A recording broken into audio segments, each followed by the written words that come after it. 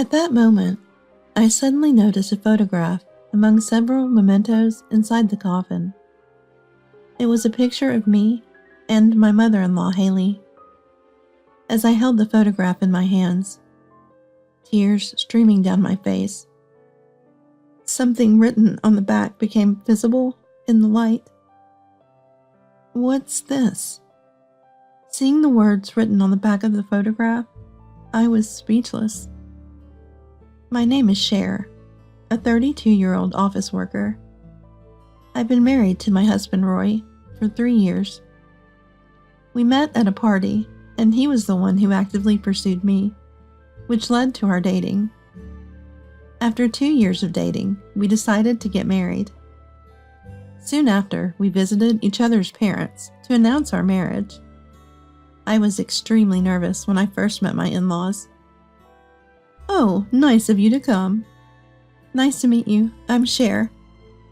"Hello, I'm Roy's mother." Haley, who greeted us at the entrance with a warm smile, was the only one there. Although I felt relieved that she seemed nice, my nerves returned when we entered the living room and saw Roy's father, John, sitting there with a stern look. My nervousness came back all at once.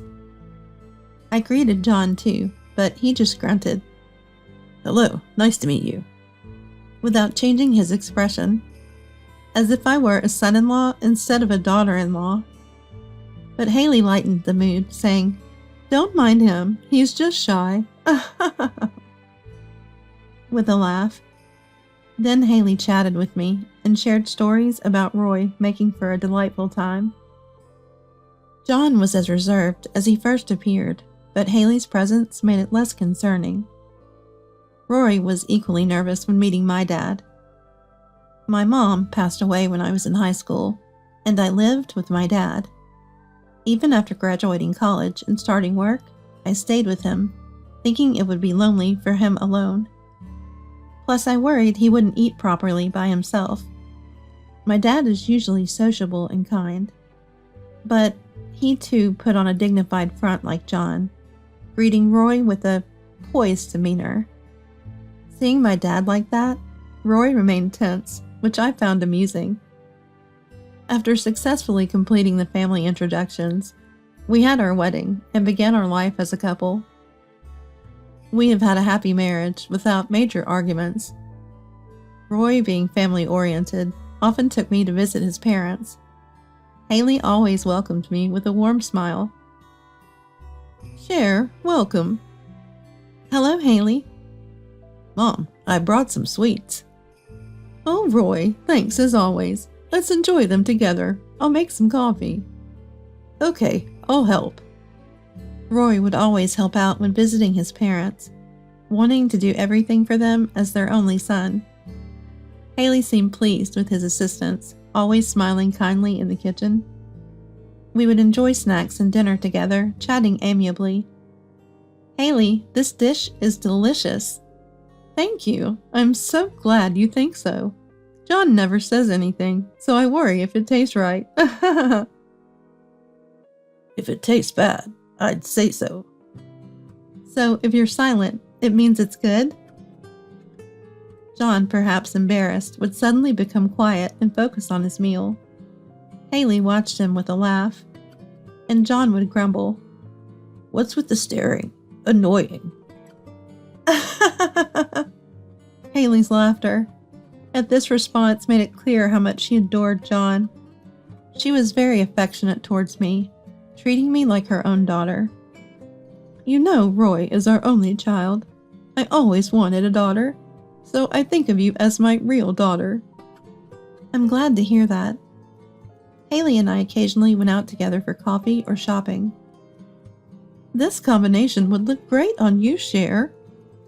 Haley had worked as a stylist and fashion coordinator, so she had an excellent sense for choosing clothes. I liked clothes, but often struggled to find what suited me. Shopping with Haley was helpful, as she always picked out clothes that fit me well. Thanks to her, I was able to make very satisfying purchases. Working in an office where I can wear casual clothes, I received many compliments when I wore the outfits Haley picked out for me. Shopping for clothes with a daughter and seeing her wear what I choose was always a dream of mine. I'm so glad Roy married you, Cher. I'm really happy to have you as my mother-in-law. Oh, that's wonderful to hear. How's Roy? Is he causing you any trouble? Not at all. He's working hard. That's good. But if there's anything that concerns you, feel free to talk to me. Even though I'm his mother, I can be impartial. Thank you. It seemed Haley thought of herself as a mother figure to me, given I didn't have a mother, and I too felt she was like a second mother. As our third wedding anniversary approached, I began to think about giving Haley the joy of seeing her grandchild. But then, Roy suddenly received a call from John. What's wrong, Dad? What? Mom? Seeing Roy freeze, I had a terrible premonition. What happened, Roy? Mom. She's passed away. What? It was so sudden. Haley had collapsed unexpectedly and was declared dead at the hospital. Both Roy and I were deeply shocked. At the hospital, the usual stoic John was visibly distraught. How can I live alone now? Dad. John looked like he was about to cry. Despite his usual demeanor, he truly loved Haley. Roy and I comforted John and began preparing for the funeral. I felt a duty to properly farewell Haley, who had treated me like her own daughter. It was an act of filial piety and gratitude, even though she was my mother-in-law. I had wanted to show her a grandchild and go to many more places with her and the family. Just before the funeral began, I peered into the coffin to imprint Haley's face in my memory. One last time, she looked peaceful, like she did when we visited their home. It seemed as if she would wake up if called. At that moment, I noticed a photograph among several mementos in the coffin. It was a photo of Haley and me. I recalled a time at a clothing store when a salesperson recognized Haley, and we took a two-shot wearing the clothes we bought. Haley had gotten the photo printed and kept it with her. I was touched that she cherished our memories so much. As I looked at the photo with tears in my eyes, the light revealed some writing on the back. What's this? I was speechless seeing the words on the back. There was the date of Haley's death, and next to it, the word, completed. I instinctively felt this was something dangerous. It seemed ominous, almost as if it implied Haley had been finished off. What in the world does that mean? Does it mean Haley has been erased? And there was something else that frightened me. The handwriting looked familiar. After the funeral, Roy, John, and I went to Haley's house to sort her belongings. There, the three of us were sorting through Haley's belongings. The conversation was minimal, with the usually bright Haley no longer there. John's eyes were teary, and he looked so lonely. Cher, Roy, thank you. John rarely expressed gratitude. Your mom had many precious things. It would have been hard to sort them alone. John truly loved Haley, even if he didn't say it. Don't worry, Dad. You can always rely on us, Roy said with a gentle smile. Normally, I'd find such kindness reassuring, but at this time, I was filled with fear. But I was filled with terror, because the handwriting on the photo's back was unmistakably Roy's. I discreetly watched Roy's actions, trying not to let him notice. He was excessively searching Haley's room. John initially focused on sorting, but he seemed to realize Roy was looking for something. What's wrong, Roy? Are you looking for something? Oh no. Roy seemed flustered when John asked him. I was just curious about the things Mom cherished.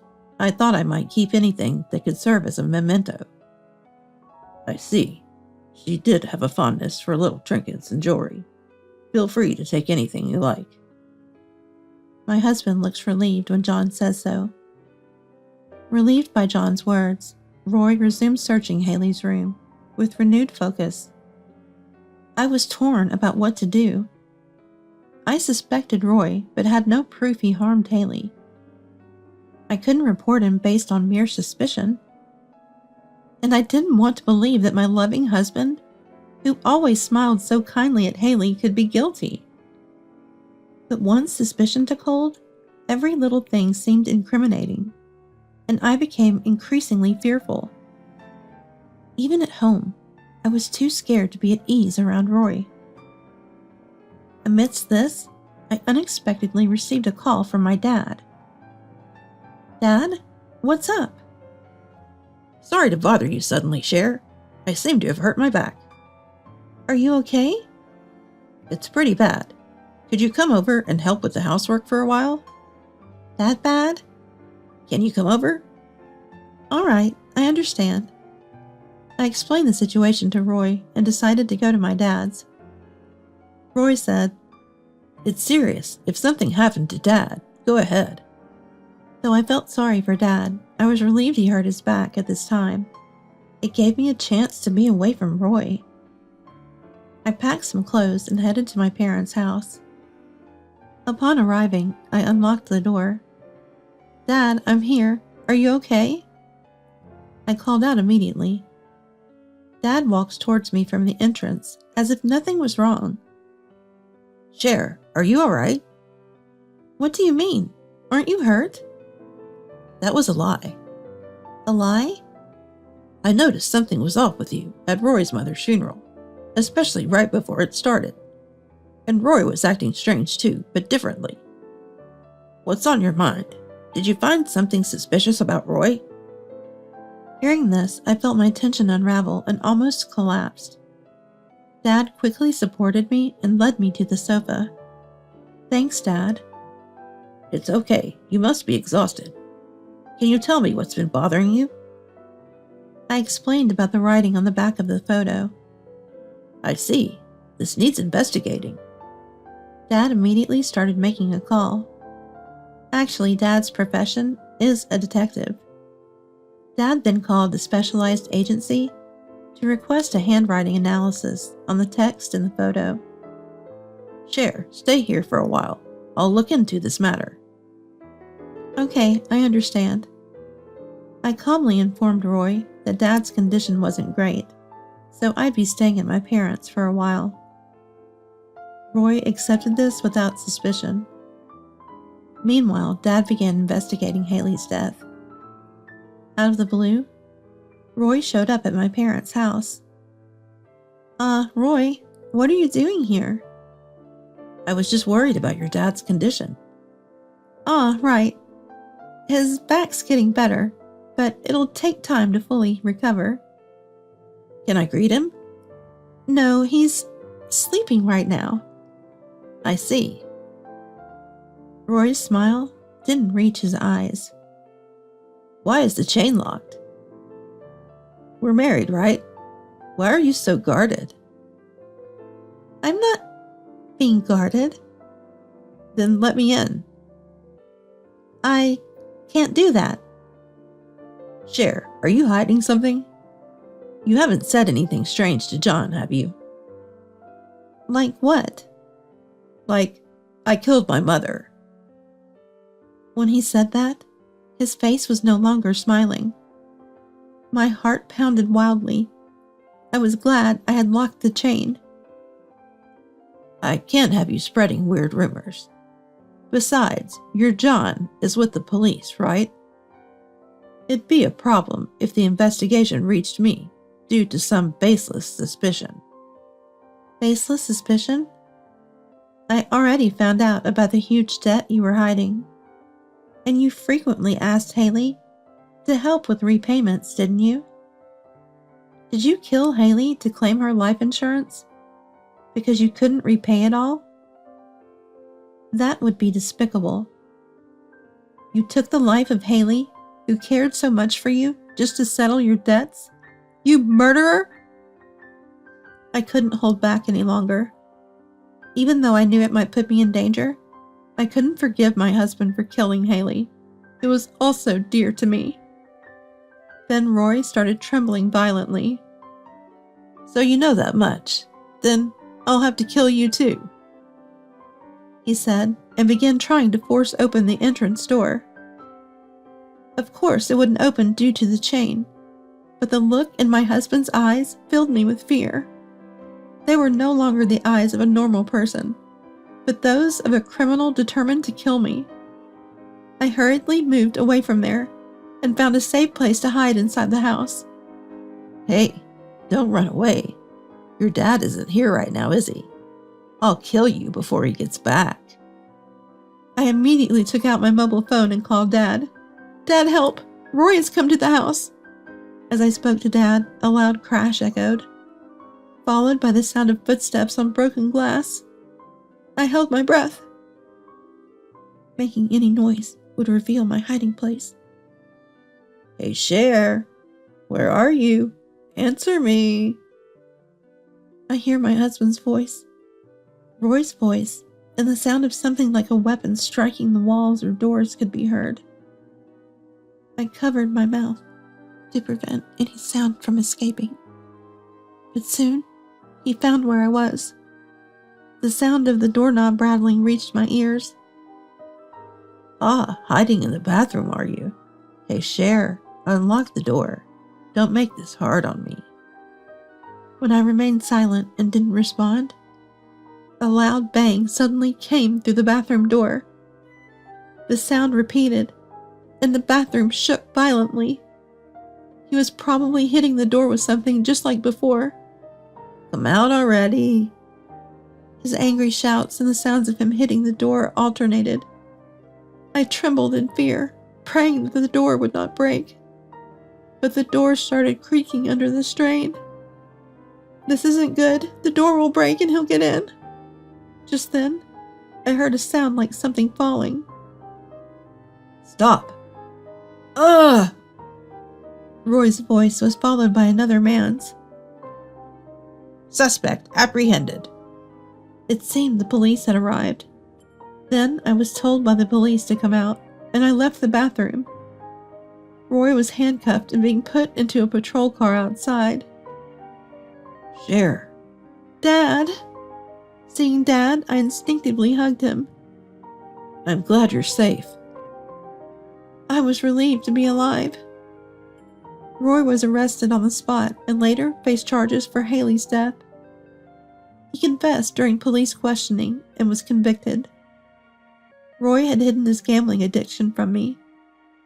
He had accumulated debts, repaying them with Haley's help, only to incur more debts. He killed Haley for the life insurance money. He poisoned her, adding powdered pesticide to her coffee or tea whenever he brought gifts to his parents. He poisoned her, adding powdered pesticide to her coffee or tea whenever he brought gifts to his parents.